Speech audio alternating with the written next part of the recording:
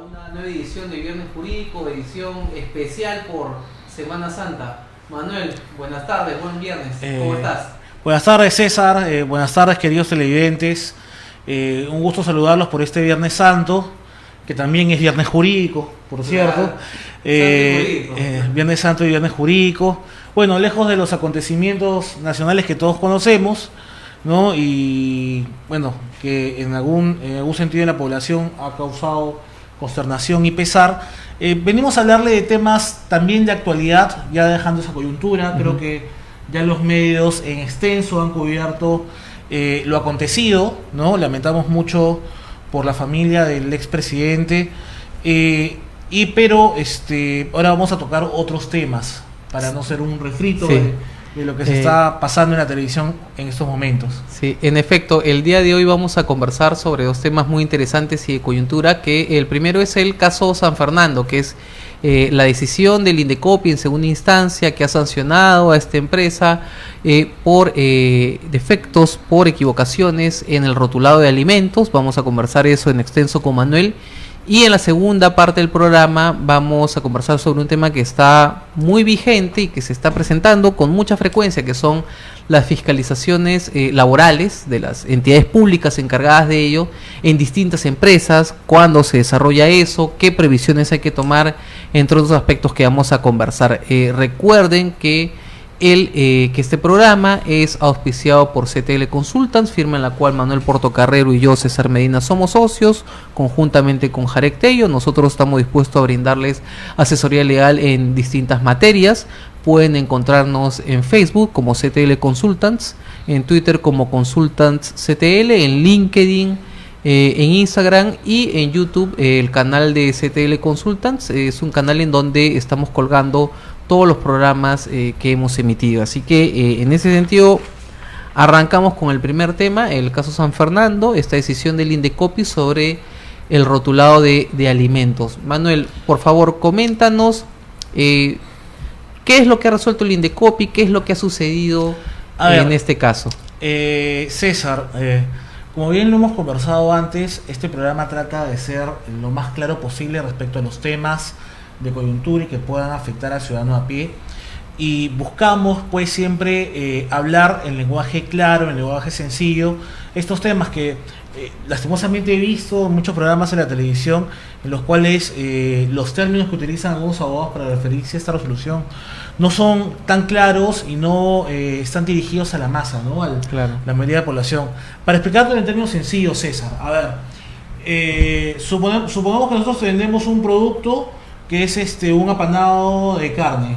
Correcto. Ya, respecto, en la norma del rotulado de alimentos se especifica qué es lo que debe ser denominado como carne, ¿no? Y carne es un aspecto variado, o sea, diferentes animales, ¿no? Donde se habla de que todo aquello que rodea la estructura ósea, ya incluyendo la grasa, incluyendo el pellejo, todo esto es denominado carne. Carne, correcto. ¿No? Ahora, ¿qué pasó con San Fernando? San Fernando ha estado promocionando algunos productos en el rotulado principal. ¿Qué quiere decir rotulado principal o la denominación que hay en la cara visible de las etiquetas de estos productos, para ponerlo más claro? Decía, por ejemplo, hamburguesa de pollo. Hamburguesa de pollo, correcto. En otros productos, vamos a ver producto por producto, porque acá tengo la resolución. Son varios productos. A la vista son varios productos, ¿no? Uno decía hamburguesa casera de pollo, encima casera de pollo. Hamburguesa casera de pollo. Otro producto decía paté de pollo. Pero en realidad, estos productos, si tú lo leías a la vuelta, podías ver en letra pequeña, pero dentro de los parámetros establecidos por Indecopi, que decía carne mecánicamente deshuesada de pollo y pavo y piel de pollo, en el caso de la hamburguesa casera de pollo. Entonces, como la denominación no era exacta, correcto, es que Indecopi procedía a sancionar. Igual pasó, por ejemplo, con el paté de pollo. El paté de pollo, ¿qué es lo que menciona sus ingredientes? Hígado de pollo, carne y grasa de cerdo y hígado de pavo. ¿Ya? Pero ¿cómo se promociona el producto? A través de su rotulado principal, paté de pollo. Lo cual no podía, claro, incidir en error, hacer inducir a un error al consumidor. El consumidor se podría equivocar y decir, estoy comiéndome un rico paté de pollo, pero en realidad no solamente es un paté de pollo, sino que tiene carne y grasa de cerdo y tiene hígado de pavo. Igual, en el caso de la jamonada de pollo, hablamos de carne mecánicamente deshuesada. O sea, ¿qué quiere decir mecánicamente deshuesada? Que simplemente utilizan instrumentos mecánicos. Deshuesada de pollo y pavo y carne de cerdo y grasa de pollo. O sea, en realidad no es solamente de pollo. Ese es el error en que incurrió San Fernando. Bueno, no sé si llamarlo error o llamarle intención, ¿no? Ellos en sus alegatos de defensa dijeron pues que estaban poniendo en parte dentro del rotulado del producto la descripción del mismo, pero que no habían puesto toda la descripción completa. O sea, ellos incluso reconocieron su error, algo que no suele pasar muchas veces. Reconocen su error y lo que pidieron fue cierta clemencia al órgano administrativo para que no los sancione con una multa muy alta, sino que solamente los vaya a amonestar. Incluso durante el procedimiento ellos procedieron a cambiar el rotulado de sus productos y incluso también había un registro sanitario que estaba mal consignado, también lo procedieron a modificar por cuanto al contenido de los productos, ¿no? Lo cual me parece una buena práctica de parte de bueno, es una mala práctica no consignar la denominación completa, correcto, pero al menos ellos reconocieron su error, que correcto, ya es un avance en pro de los derechos de los consumidores. Ahora, del todo el rotulado no ha sido inadecuado, César. O sea, no correcto, es que San Fernando te haya engañado, te ha dicho, oye, te voy a vender. No, sino que si uno revisa los ingredientes, en los mismos ingredientes de la etiqueta se podría ver el verdadero contenido del producto, ¿no? Lo cual, obviamente, en ciertas circunstancias podría engañar un consumidor, se podría sentir engañado. ¿Por qué? Porque por un lado dice, oye, es una hamburguesa casera de pollo, pero el otro dice que tiene cerdo y tiene pavo. Yo me pregunto, ¿no? ¿Qué pasaría con el consumidor que no lee la parte de atrás del rotulado del producto y que es alérgico, ¿no? Claro. Que come pensando que es pollo, pero de repente es alérgico al cerdo. Hay personas que incluso desarrollan cierta alergia y puede ser mortal, ¿no? En ciertos productos, lo cual es ciertamente peligroso. Y yo creo que en alguna medida la multa que interpuso Indecopi, que llega a ser 450 UITs por una infracción y 4.2 por la otra, llegando casi a ser 2 millones de soles, casi 1.900.000 soles aproximadamente, lo cual es obviamente también disuasivo para la empresa San Fernando, ¿no? Correcto. Ahora, Manuel, lo que podríamos afirmar acá es que la empresa ha utilizado estas denominaciones para tener una mayor captación a nivel comercial y de esa manera puede haber perjudicado a sus competidores tranquilamente. Sí, también, o sea, también podría haber una infracción al principio de veracidad publicitaria a través de rotulado. Si es que uno de los consumidores, de los competidores se haya sentido afectado, muy bien podría plantear una acción por competencia desleal, no solamente por infracción al principio de veracidad, sino que como se violan normas de rotulado, también por violación de normas. Claro, ahora tú has hecho mención a un tema que resulta altamente peligroso, porque si bien es cierto, en esta investigación no demuestra de que se han utilizado productos en mal estado, lo que sí demuestra es que no se ha informado de manera completa en la parte delantera, ¿no?, del rotulado, claro, los elementos o los insumos, y sí podría haber una persona con una alergia o con alguien con una situación médica que podría haberse comprometido. Entonces es un tema muy serio y bueno, y no sabemos en la práctica si alguien se podrá haber visto afectado de esto, ¿no? No, tendríamos que analizarlo caso por caso. Este es un caso que siguió la Comisión de Protección al Consumidor de Oficio, ¿no? Por una verificación realizada por la Secretaría Técnica, ¿no? Se inició este procedimiento sancionador de oficio. Ahora, como te digo, cualquier consumidor que se haya afectado individualmente también podría denunciar a San Fernando si es que por la infracción al deber de información, ¿no? Y sería válidamente tramitado en Indecopi y válidamente también sancionado. El hecho de que se le inició una investigación de oficio no quita el derecho a que un consumidor, claro, individualmente pueda plantear una denuncia. Ahora, Manuel, ¿Esta posición del Indecopi sobre el rotulado es una posición reiterada y constante y clara? Sí, ¿O claro. entiendo que hay casos anteriores, o este es uno de los más grandes, no ha habido No, mucha este es oportunidad? uno de los casos más grandes, ¿no? Hubieron casos también tramitados como el caso de la margarina, ¿no? El caso del aceite de girasol, que fueron casos emblemáticos, ¿no? Pero sí, es un criterio recurrente, ¿no? Siempre más el código de consumo te remite a la norma de rotulado correspondiente a alimentos. Entonces, si es que tú no cumples con el deber de informar y de establecer los ingredientes y de informar la naturaleza del producto correctamente, pues obviamente vas a ser sancionado. Aquí lo que se ha tenido en cuenta es la infracción al artículo 10 y al artículo 32 del Código de Consumo, ¿no? Y es válidamente entendible, ¿no? Es más, incluso San Fernando, como te digo, se allanó, ¿no? Se allanó en cierto sentido a la resolución. Ahora, lo que sería bueno aclarar a la gente es, en base a la definición o lo que se entiende por consumidor, la ley trata de ser razonable en ese sentido, un poco deslizando la posibilidad de que el consumidor solamente tiene una responsabilidad respecto de verificar que está en la parte anterior o en la parte central de la etiqueta y no en la parte posterior. ¿Qué le podemos decir a la gente? Porque sabemos que la gente normalmente solamente ve una parte del producto y hay otros que sí son más acuciosos. Mira, en materia ¿qué podríamos decir ahí? Y aquí, incluso cuando se redactó el Código de Consumo, hubo mucha controversia respecto a cuál iba a ser el estándar de consumidor protegido. O sea, claro, a qué tipo, para decirlo muy cristiano, a qué tipo de consumidor voy a proteger. Voy a proteger a un consumidor tipo César Medina, que lee lo que firma, que revisa los alimentos que compra en el supermercado, revisa el rotulado, el etiquetado, o vamos a defender al consumidor que no es diligente, al consumidor, digamos, al consumidor medio, o por decir así, al consumidor ignorante o al poco precavido. Entonces, la norma anterior, la ley anterior de protección del consumidor, sí lo tenía claro. Es más, en reiterada jurisprudencia del Indecopi se había establecido el estándar de consumidor que se protegía. El Código de Consumo no lo menciona, sin embargo se está aplicando el criterio anterior, el de consumidor diligente.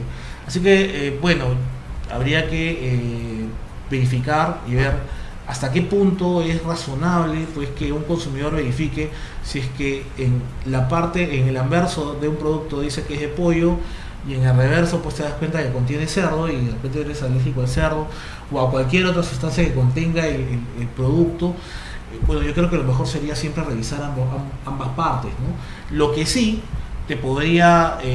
no quita el hecho de que de cierta manera se esté mal informando y no se esté cumpliendo con una norma que establece claramente que se tiene que dar la denominación del producto del que se trata, ¿no? Si es un producto a base de pollo, bueno, es a base de pollo.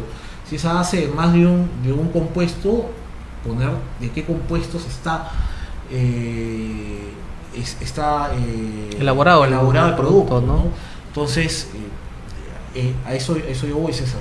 Entonces, y un consumidor que identifique este tipo de situaciones, es decir, que el rotulado de alimentos no es exacto, no es veraz, es incorrecto, ¿qué es lo que tiene que hacer? ¿Comprar el producto, presentar una denuncia al Indecopi? Puede comprar el producto o puede, claro, tendría que...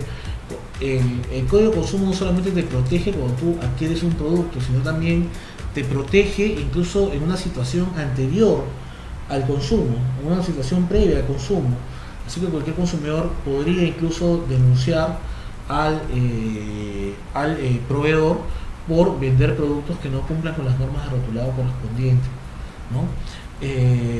Y es claramente válido. El tema sería probarlo, ¿no? La mejor forma de probarlo es adquiriendo el producto, pero como te digo, César, no es necesario que tú lo compres. De repente, una foto, ¿no? Basta ¿qué pasa si te lo regalan en el supermercado?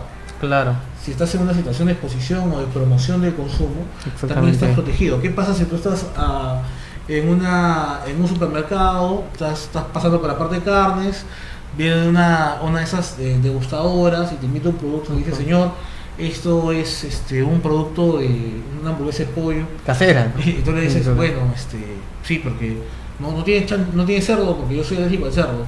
No, no señor, no se preocupe, es de pollo. Entonces te ingieres y te cae mal. Y te vas a la clínica, claro. Sí, podrías denunciar válidamente a ese proveedor porque tú estuviste comprendido dentro de una situación en la cual se estaba promoviendo el consumo sin necesidad de que tú hayas pagado por él, ¿no? Claro. Ahora, ¿cuál es la receta? ¿Cuáles son las lecciones que que deben sacar las empresas de este tipo de decisión? Miren, las empresas saben, o sea, ellos están en mejor condición de saber qué es lo que venden, ¿no?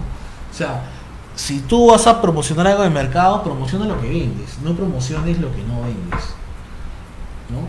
No promociones lo que no vendes porque es muy simple. Cualquier estudiante de industrias alimentarias, un estudiante de química o un consumidor bien informado, una asociación de consumidores podría comprar tu producto y verificar que efectivamente todos los compuestos que tú mencionas no son tales y por lo tanto estás expuesto a una multa millonaria. Son multas millonarias esas.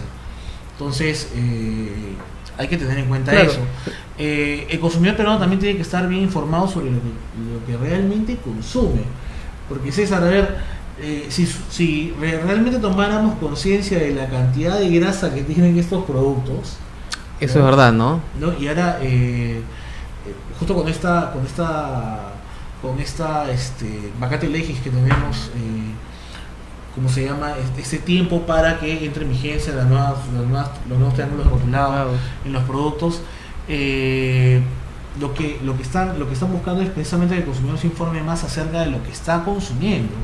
O sea, es increíble la cantidad de grasa. Acá se ve lo que contienen estos productos en la resolución y uno se espanta, ¿no? Porque es, a ver, mira, por ejemplo, veamos el apanado de carne, ¿no? Que supuestamente es de carne. De carne, ¿no? Acá yo creo que hubo una situación muy grave, ¿no?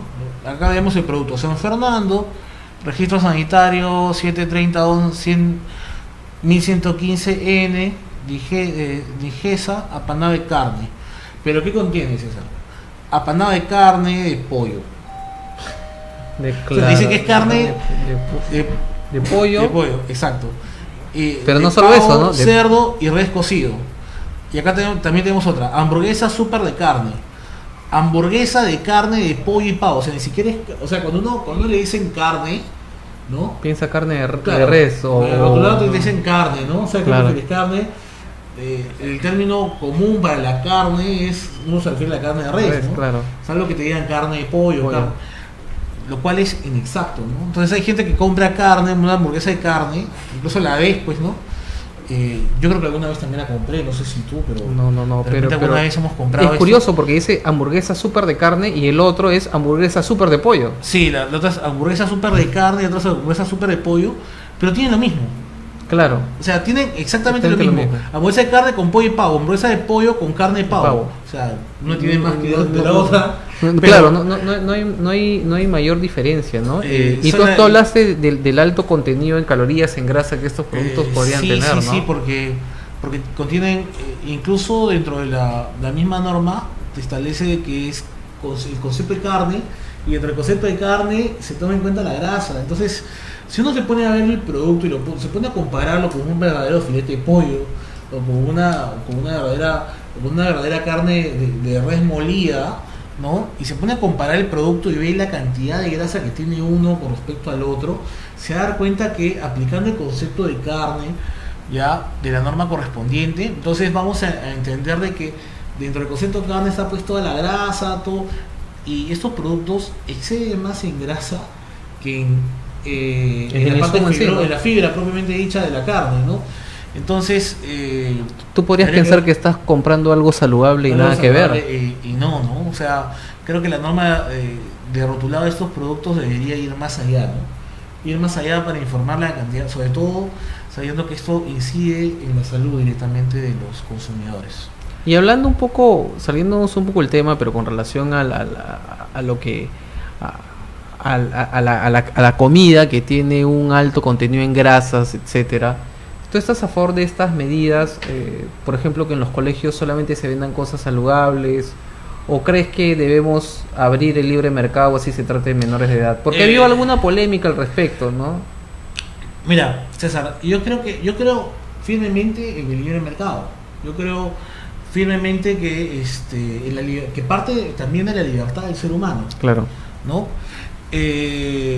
Pero lo que sí debería haber en los colegios, yo no estoy de acuerdo con que en los colegios solamente se venda o se prohíba la comida chatarra, pero en lo que sí estoy de acuerdo es que se informe, o sea, que sean libres de comprar lo que quieran, ¿no? A sabiendas. Pero a sabiendas, ¿no? Y en ese contexto la información debe ser muy clara, debe ser incluso más accesible, e incluso considerar, ¿no? Considerar situaciones especiales, ¿no? Como la población a la que va dirigida. Los niños piden nuggets, se le piden a la mamá, cómprame nuggets, ¿no? Pero miren el contenido de grasa que tienen estos nuggets. Los contenidos de estas carnes que tienen los nuggets.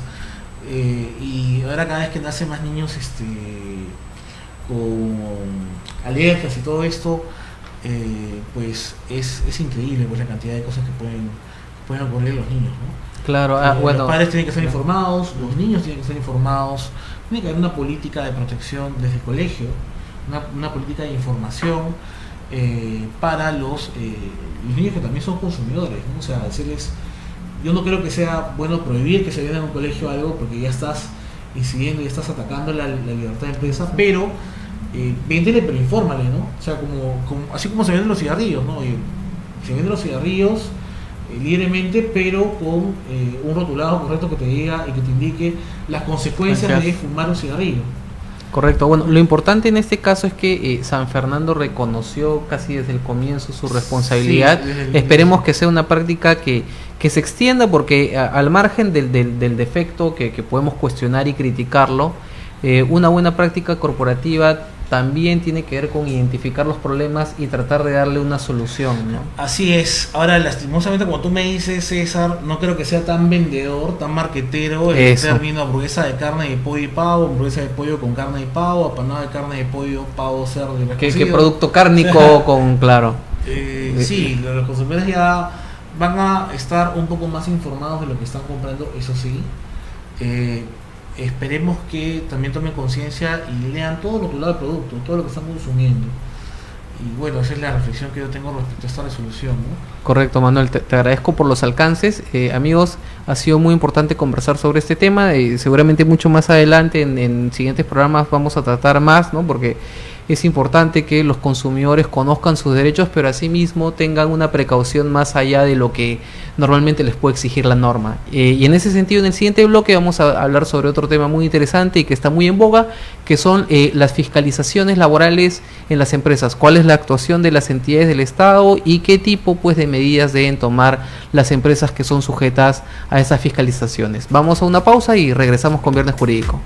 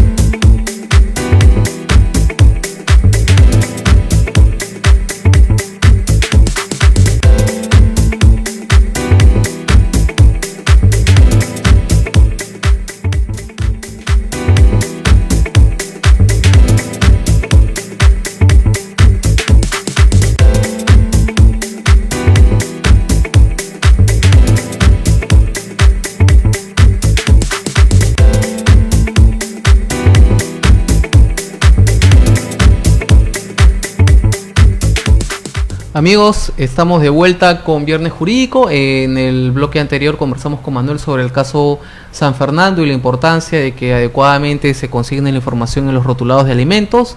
En este bloque vamos a conversar sobre un tema que tiene mucha actualidad. Y tiene mucha actualidad porque trata de la fiscalización laboral en las empresas. Las entidades del Estado están realizando una serie de supervisiones y fiscalizaciones para verificar que las empresas se encarguen de estar cumpliendo con las obligaciones laborales ante sus trabajadores. Manuel, en este bloque creo que podríamos empezar explicándole a la gente qué es una fiscalización laboral y cuáles son las entidades llamadas por ley a realizar las mismas, ¿no? A ver, la entidad llamada por ley a realizar la fiscalización laboral es la SUNAFIL, que es una superintendencia. Antes la realizaba el Ministerio de Trabajo, ahora se ha creado un órgano, un OPD, un organismo público desconcertado, que tiene una autonomía y tiene el carácter de superintendencia, ¿no? ¿Cuáles son las facultades que tiene SUNAFIL? Obviamente, inspeccionar el cumplimiento de las normas laborales y las normas de seguridad y salud en el trabajo en todo centro laboral, sea este de carácter público o privado. Ojo, y SUNAFIL también podría inspeccionar entidades públicas, ¿no? Y las funciones que tiene la inspección laboral es, en primer lugar, una función orientadora sobre el cumplimiento de las obligaciones laborales, de seguridad social y las obligaciones correspondientes a lo que es el cumplimiento de la Ley de Seguridad y Salud en el Trabajo y su reglamento. Además de verificar este cumplimiento, y frente a la reiterancia lo que hace la SUNAFIL es sancionar, ¿no? Con multas que pueden llegar a ser significativas dependiendo de la infracción cometida. Correcto. Ahora, Manuel, las fiscalizaciones laborales son fiscalizaciones inopinadas, ¿se realizan con qué periodicidad? La norma nos dice que en cualquier momento ya se puede realizar una fiscalización laboral, incluso de noche.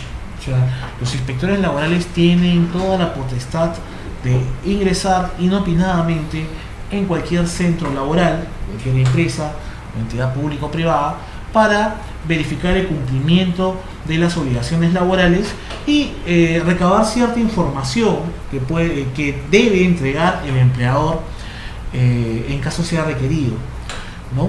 Entonces vamos a encontrar, pues, por ejemplo, que dentro de las facultades del inspector, como ya le dije, es entrar libremente, practicar cualquier investigación o diligencia que considere necesaria, requerir la presencia del inspeccionado en su centro de trabajo. ¿Qué pasa? Que hay veces que el mismo inspeccionado, el mismo representante de la empresa inspeccionada, pues huye al fiscalizador laboral, el fiscalizador laboral que está detrás, ¿no? Examinar cualquier documentación, incluso acceder a programas informáticos, ¿no? Documentos de seguridad social, planillas, declaración de impuesto a la renta, cualquier documento que con los cuales ellos puedan verificar el cumplimiento de las obligaciones laborales. También hablamos de los contratos de trabajo, ¿no? Y adoptar medidas para que se cumplan estas condiciones. Correcto. Entonces, las fiscalizaciones laborales se pueden realizar en cualquier momento, pueden ser de oficio y también pueden ser por una denuncia anónima del trabajador. ¿Cómo funciona eso? Si alguien... la SUNAFIL trabaja ya sea de oficio o ya sea a base a una denuncia o en base ya a acciones de fiscalización previamente coordinadas. ¿Qué pasa? Que si, por ejemplo, en sectores específicos la SUNAFIL comienza a realizar fiscalizaciones. Hace poco comenzaron una fiscalización en Gamarra, ¿no? Conjuntamente con estos operativos que ha realizado el alcalde de La Victoria, pues han ido SUNAFIL, ha ido Migraciones a verificar el cumplimiento de la normativa, ¿no? Entonces eso es lo que han hecho, ¿no? Ahora, ¿qué más pueden hacer los fiscalizadores laborales? Incluso pueden actuar a través de una queja realizada por el trabajador. Ya estas denuncias tienen que ser obviamente tratadas como denuncias anónimas, ¿no? El empleador no tendría por qué enterarse de que algún trabajador haya reportado alguna incidencia en SUNAFIL. Correcto.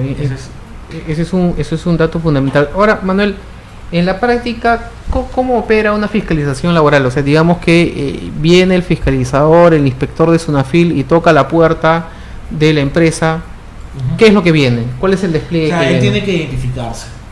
Tiene que siempre darle a entender al fiscalizado qué es la SUNAFIL, cuáles son sus funciones, ¿no?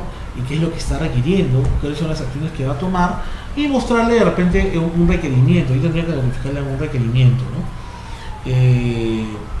Ese es el procedimiento regular, ¿no? ¿Puede llevarse información el inspector?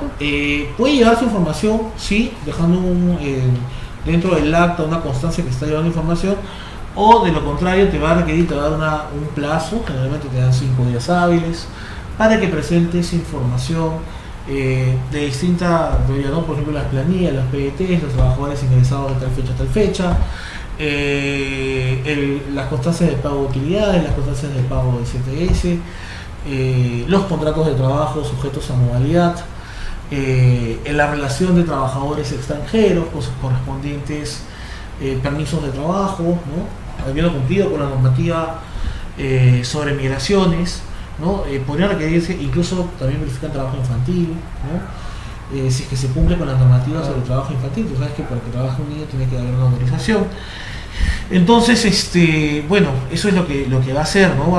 Puede sacar muestras, incluso puede exigir presencia del empresario, puede solicitar libros laborales, puede solicitar libros, programas informáticos, planillas, boletas de pagos, puede solicitar también documentos relativos a la prevención de riesgos laborales, como por ejemplo el reglamento de seguridad y salud en el trabajo. Cuando se registra el reglamento de seguridad y salud en el trabajo, los documentos que acrediten que existe un comité de seguridad y salud en el trabajo, las actas el acta de escrutinio, porque tiene que haber una elección de representantes de los trabajadores para el comité de seguridad y salud del trabajo, quiénes son los miembros del comité, ¿no? Y diferentes documentos que acrediten que se cumple con esta normativa, ¿no? La declaración jurada de impuesto de la renta también podrían solicitar. Claro. Y eso es una facultad que tiene el fiscalizador para verificar si es que tú has pagado o no has pagado las utilidades, ¿no?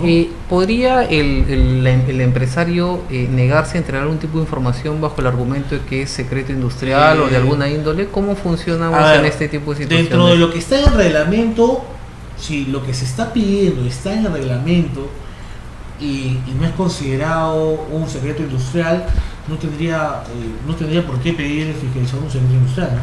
O sea, no podría pedirle a usted, oiga, deme la receta del pollo que usted realiza, claro, ¿no? O sea, eso no te va a pedir. Sí, lo que sí te puede pedir es normativa tributaria, pero respecto a las declaraciones de impuesto de la renta. No creo, acá la norma no te pide más, salvo el caso de tomar sustancias y materiales utilizados o manipulados en el establecimiento, pero lo hace para realizar mediciones, ¿no? Para claro. índice de digamos que de contaminación, ¿no? Porque ustedes saben que también los trabajadores pueden estar expuestos a cierta contaminación ambiental, ¿no? Pueden obtener fotografías, pueden grabar imágenes, pueden hacer un croquis y un plano, todo lo que tenga que ver con la verificación del cumplimiento de normas laborales en realidad. Interesante. Ahora, el empresario no puede detener la fiscalización. O sea, si por ejemplo el empresario tiene que llamar a su abogado o a su asesor, a la persona que va a asistirlo de manera importante en la fiscalización arranca, esté o no la persona. Esté o no, se va a continuar con la fiscalización. Es más, interrumpirla o negarse a pasar una fiscalización de por sí ya incide en una multa, así que lo que tiene que hacer el sujeto es simplemente allanarse y permitir que el fiscalizador realice su trabajo. El fiscalizador también, una vez realizadas estas diligencias, puede tomar algunas medidas, ¿no, César? Entonces, dentro de las medidas puede aconsejar y recomendar la adopción de medidas para promover el mejor adecuado cumplimiento de las normas laborales. ¿Qué quiere decir esto? Que hay normas laborales que te estás incumpliendo o que tú podrías cumplir, claro, de mejor manera, y te explico las medidas. Siempre tiene que tener esta función. La función del fiscalizador es educadora, no es sancionadora. Nosotros siempre tenemos que tener incidencia cada vez que somos sujetos de una fiscalización laboral, que el fiscalizador en una primera instancia no te va a sancionar, te va a educar. Correcto, eso es bien importante, resaltar la función orientadora del fiscalizador. ¿no?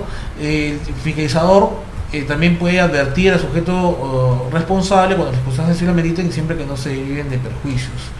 Requerir al sujeto para que en un plazo determinado adopte medidas de orden de cumplimiento normativo. Requerir al sujeto inspeccionado que en un plazo determinado lleve a efecto las modificaciones que sean precisas en instalaciones, métodos de trabajo, etcétera, ¿no? Entonces, ¿qué pasa, por ejemplo, si llega SUNAFIL y encuentra con una construcción a trabajadores? Y eso lo he visto alguna vez, ¿eh? Que en una obra, obviamente que no estaba asesorada por mí, he llegado a ver que en una obra he visto obreros de construcción civil en sandalias. En sandalias, y sin casco, estaban con una gorrita nada más. Bueno, ¿no? ahí hay varias infracciones, ¿no? O sea, imagínate pues que llega un fiscalizador pues y le impone ciertas condiciones. Tú no estás cumpliendo con la normativa laboral de seguridad y salud en el trabajo, estás exponiendo directamente a tus trabajadores, ¿no? Entonces puede también iniciarte el procedimiento sancionador, o puede ordenar la paralización, prohibición inmediata de trabajos, ¿no? Proponer a los entes que gestionen un seguro, complementar el trabajo de riesgo cuando así lo merite, ¿no? Comunicar a entidades y organismos competentes en materia de seguridad social los hechos comprobados para ser constituidos de incumplimientos, ¿no? Y otras medidas que lo faculte la normativa laboral. Entonces, el fiscalizador laboral tiene todas estas prerrogativas. Nosotros tenemos que verificar si es que cumplimos o no la normativa laboral. Ahora, ¿cómo nosotros podemos pasar exitosamente una fiscalización laboral, César? A ver, ¿cuáles son las recomendaciones? ¿Qué es lo que se debe hacer y qué es lo que nunca se debe hacer? Acá no hay nada que crear la pólvora. Acá lo que tenemos que hacer es un compliance laboral. Curémonos en salud. Si nosotros sabemos, o sea, inclusive cualquier empleador, ya, por más pequeño que sea tu negocio, tú sabes, ya, hasta por sentido común, que de repente no estás cumpliendo una norma, algún aspecto de la normativa laboral. Te informas en el Ministerio de Trabajo, en la página web, buscas un abogado, buscas un asesor legal para que te realice un compliance laboral. ¿Qué es el compliance? Mucho se habla de compliance acá en el Perú, ¿no? Se ha puesto de moda la palabra compliance. ¿Qué es un compliance? Una revisión de cumplimiento normativo, pero que va más allá del cumplimiento normativo. O sea, es no solamente verificar si es que cumplo con la ley, sino ver si es que yo puedo ir más allá de la ley para no tener problemas. Es buscar un estándar de verificación que me lleve a una buena práctica en materia laboral.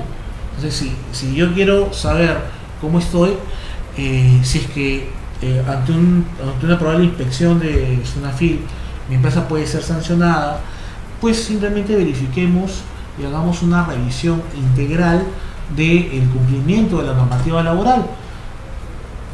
Créeme, César, que es mucho más económico hacer esto que luego pasar una inspección, que luego correr con los plazos, si te piden información, esa información no la tienes, pues ya estás incurriendo en una sanción. Si es que hay información que hay que generar, bueno, ya estás generando posteriormente al momento en que te están realizando la inspección, con lo cual obviamente has incumplido la normativa laboral. Entonces, ¿qué les recomiendo yo a ustedes? Asesórense bien, asesórense, busquen a alguien que les revise todos los archivos que ustedes tienen, sus contratos de trabajo, que revisen el cumplimiento de las normas laborales. Hay muchos empresarios que en realidad por ignorancia no cumplen con la norma, o por mala asesoría, no solamente porque sean asesorados por un abogado. O sea, hay abogados que son expertos en temas laborales o expertos en algunos temas, pero que no manejan la normativa laboral. Al igual que hay contadores que solamente te manejan pues la declaración de impuesto a la renta, o el impuesto este impuesto que se paga mes a mes, que es el pago cuenta del impuesto a la renta, pero que no te sabe mucho de la normativa laboral y en realidad te arman malas planillas, te pagan montos inexactos, no cumple con pagar las gratificaciones o las horas extras. Si tú eres empleador y sabes que estás haciendo trabajar más tiempo al personal y no le pagas horas extras, créeme que en algún momento el trabajador puede reclamar esas horas extras. Recuerda, César, que hay una irrenunciabilidad de los derechos laborales. Entonces, cada empleador sabe de qué pie cojea. No es que uno lo ignore. Y si lo ignoras, en la ignorancia, mejor asesórate. Claro, porque la ignorancia no va a eximirte de responsabilidad. Eso es lo primero que nos enseñan en la Facultad de Derecho, ¿no? Que la ignorancia de la ley no te exime, no te hace acreedor a una absolución. Es más, se te va a sancionar el incumplimiento, lo sepas o no lo sepas. Claro, ahora hay que aclararle algunas cosas a la gente que nos escribe, que es, por ejemplo, como consecuencia de esta fiscalización se levanta un documento, se levanta un acta, y ante algún cuestionamiento, ¿qué es lo que hace el administrado? ¿Puede consignar su opinión ahí? ¿Tiene que esperar para presentar formalmente un documento? No, tendría que esperar a que se abra el procedimiento sancionador. O sea, la primera etapa es el requerimiento de información. Luego ya se te va a formular cargos, y frente a los cargos son los descargos. Y ahí se inicia todo el procedimiento administrativo. Y en ese procedimiento administrativo es donde se pueden recién imponer las multas. Las multas, ¿no? Y también se pueden impugnar esas multas, ¿no? Hay dos instancias en SUNAFIL. ¿Cómo se maneja? ¿Hay una primera instancia? ¿Hay un tribunal? Hay dos instancias administrativas, y luego lo manejamos en materia contenciosa. Contencioso administrativo, ¿no? Entonces, Manuel, nos has comentado sobre las consecuencias que puede tener una fiscalización laboral, y es importante, amigo, destacar el compliance, ¿no? Estos programas de cumplimiento que ofrecemos en CTL, no solamente en temas laborales, sino también en temas civiles, porque no hay nada mejor que prevenir costos y el inicio de procedimientos administrativos sancionadores y el inicio de procesos judiciales. Entonces, muchas veces uno piensa que con los asesores o con el contador o con el abogado, como tú comentaste, Manuel, que no es especialista en la materia, es suficiente para llevar a cabo de manera exitosa una fiscalización laboral, cuando definitivamente ello no es así. Y Manuel, una pregunta. Entiendo que los mismos parámetros, los mismos lineamientos se dan cuando se trata de una fiscalización a una empresa o a una entidad del sector público, ¿no? No debería haber mayor distinción. Sí, mira, igual no debería haber una distinción entre el sector público y el sector privado en materia de inspecciones de trabajo, ¿no? Para aclarar un tema, hay algunas infracciones que son subsanables, ¿no? Hay temas que pueden ser revertidos, y hay otras que son insubsanables, y ahí es donde empieza pues el procedimiento sancionador, ¿no? Y bueno, las multas pueden llegar a los 200 UITs, así que hay que estar preparados, ¿no? ¿Eso tiene que ver con el tamaño de la empresa, o es algo transversal? Con los trabajadores afectados, ¿no? Que también incidiría en el tamaño de la empresa, en realidad, ¿no? Pero es la cantidad de trabajadores afectados y la gravedad de la infracción es la que determinaría la multa. ¿Se puede, como consecuencia de una fiscalización laboral,